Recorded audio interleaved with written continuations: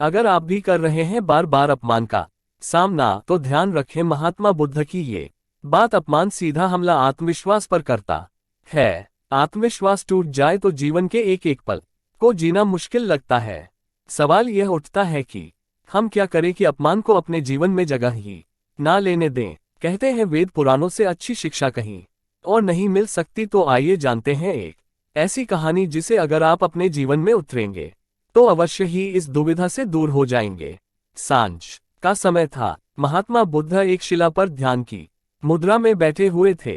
वह डूबते सूर्य को एकटक निहार रहे थे। तभी उस समय उनका शिष्य वहां आया और गुस्से में बोला, गुरुजी, रामजी नाम के जमींदार ने मेरा अपमान किया है। आप तुरंत चले, उससे उसकी मूर्खता का सबक अवश्य सिखाना होगा। महात्मा बुद्ध मुस्कुराकर बोले, प्रिय, तुम बौद्ध हो। सच्चे बौद्ध का अपमान करने की शक्ति किसी में नहीं होती। रामजी ने जो भी तुम्हें कहा, तुम उस प्रसंग को भुलाने की कोशिश करो। जब प्रसंग को भुला दोगे, उसके बाद अपमान कहाँ बचेगा। अगर आप भी कर रहे हैं बार बार अपमान का सामना, तो ध्यान रखें महात्मा बुद्ध की ये बात, वेद पुराणों से अच्छी शिक्षा कहीं और नहीं मिल सकती। अपमान सीधा हमला आत्मविश्वास पर करता है।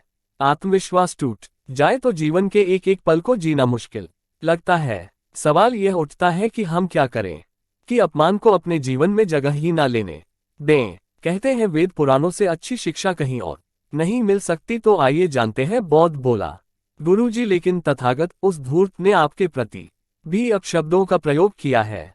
आपको शीघ्र चलना ही होगा। आपको देखते ही वह अवश्य शर्मिंदा हो जाएगा और अपने किए की क्षमा मांगेगा। बस इतने में मैं संतुष्ट हो जाऊंगा।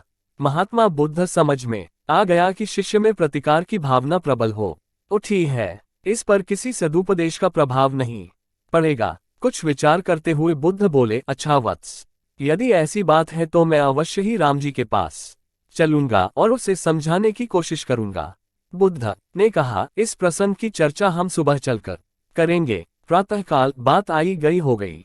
शिष्य अपने काम में लीन हो गया और महात्मा बुद्ध अपनी साधना में। दूसरे दिन जब दोपहर होने पर भी शिष्य ने बुद्ध से कुछ नहीं कहा, तो बुद्ध ने स्वयं ही शिष्य से पूछा, आज रामजी के पास चलना है ना। शिष्य बोला, नहीं गुरुवर, मैंने जब घटना पर फिर से विचार किया तो मुझे इस बात का आभास हुआ कि भूल मेरी ही थी। मुझे अपनी गलती पर भारी पश्चाताप है। अब रामजी के पास चलने की कोई आवश्यकता नहीं। तथागत बुद्ध ने हंसते हुए कहा, यदि ऐसी बात है तो अब जरूर ही हमें रामजी महोदय के पास चलना होगा। शिष्य ने पूछा, क्यों गुरुवर? बुद्ध ने मुस्कुराते हुए कहा, अपनी भूल की क्षमा याचना नहीं करोगे वत्स?